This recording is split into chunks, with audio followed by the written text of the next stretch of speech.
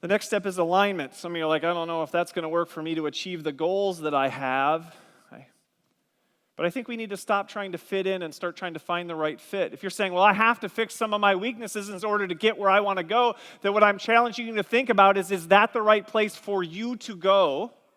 Or should you be pursuing something that doesn't require such a massive change in the fundamental nature of who you are? So when I was a kid, not only did I go to school with capri pants, I had 4x6 iron-on patches on my pants when I would get holes in my knees, and I knew that wasn't cool, mostly when the kids at school told me that's not cool.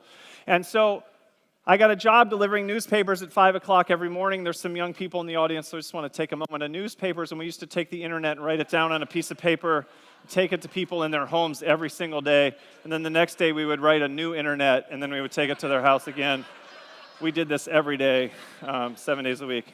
Really early in the morning. And so I was 12 years old, and I was trying to make some money to pay for my own pants that made it all the way down to the floor, and I fell off my bike. And I broke my left forearm right in the middle, compound break of both bones, to the point that the lower part of my forearm came up at a 90-degree angle to the rest of my forearm. I was so young they didn't want to do surgery, so they put me in traction, put me in a cast for 3 months because it was going to take a very long time for the bones to heal. They took me out 3 months later, told me I was fine. And 8 years later, when I was 20 years old, I was in college, and my friend Carl was playing the guitar, and I wanted to learn how to play the guitar. He tried to show me how to play the guitar. I could not do anything that he showed me. He thought I was stupid. I thought I was stupid. And then we realized they put me back together wrong at the hospital. You should be able to do this. It's called supination, palm flat to the ceiling. You should be able to do this. It's called pronation, palm flat to the floor. Okay? I can do pronation. I can't do supination. I can't even come close. Put me back together wrong at the hospital, and in that moment, I had a realization about why I had struggled at the drive-thru for so many years. I thought everybody was struggling at the drive-thru, but it was only me. I thought we were in this together, right? I thought this was a common struggle that humanity had, but apparently it was just me, because I can give them the money just fine. That's not the problem. But when they go to give me the change, all I've got is this, right? And they're like, sir, you just got to turn your hand over. And I'm like, okay. They're like, no, but you've got to reach it out. And I'm like, I was, right? My sister-in-law said I should get a basket on a stick and just reach it in there. Just put it in the basket. But it gets worse, because a few years ago I was training for a marathon. I got hit by a truck that was going 50 miles an hour. I was not going nearly that fast. And he hit me in my left elbow, same arm, hit me in my left elbow, hit me so hard he didn't break the bones, he sheared them off. So this time they did do surgery, and they took 2 giant screws and they screwed them all the way through my left arm, and we did extensive physical therapy. But even with extensive physical therapy, I'll never be able to extend my left arm fully. And so I'm tall, we talked about that. But I'm tall in the sense that a Tyrannosaurus Rex is tall, right? I don't have the wingspan that you would expect from a person of my height.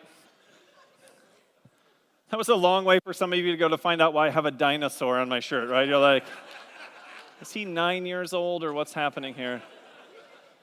And there's a moral to that story, and the moral of that story is this. I've been speaking in Australia for years, 12 straight years. I've spoken all over the country, and the first place that I drove in Australia when I was driving a car by myself was where?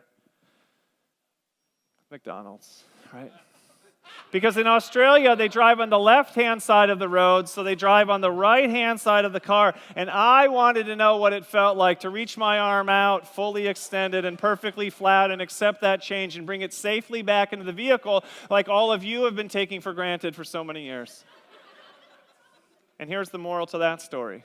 When I'm in Australia, my arm is still broken in 2 different ways. I still have a weakness. I still have a disability, but it doesn't matter because I'm in a different situation. I haven't changed who I am. I've changed where I am. I haven't changed the person. I've changed the place. These situations are powerful, and they can either put the spotlight on the best things about us, or they can put the spotlight on the worst things about us. And what smart people do and what smart managers do is they try to find the right situations for themselves. They try to find and create the right situations for others, the kind of situations that put the spotlight on the strengths and take the spotlight off the weaknesses. You don't get rid of the weaknesses. You make them irrelevant. Not by changing who people are, but by changing where they are. There's a company called Specialisterne in Denmark. They do software testing. They hire people with autism on purpose because 2 of the symptoms of autism are hyperfocus and doing the same thing over and over again. Now, this is going to sound really normal, but imagine hiring people based on their symptoms. Okay? That's not a thing we do. At Specialist Stern, they hire people because they need people to do software testing who have what? Hyper-focus and do the same thing over and over again. They hire people because of their disability, not in spite of it, and because the disability is a competitive advantage inside the organization. So much so that SAP saw, the global software giant SAP saw what Specialist Stern was doing, and now they're looking for hundreds of people with autism from all over the world to join their organization to do software testing, because they're now seeing a strength where everyone else saw what? Saw weakness. When we find the right fit, when we find the right place, when we create the right place, when we stop thinking about who and we start thinking about where, it changes everything. How can you find the right fit? How can you create the right fit for your kids? How can you create the right fit for your employees? How can you create the right fit for your spouse or partner? How can you make sure you're creating the right fit for yourself?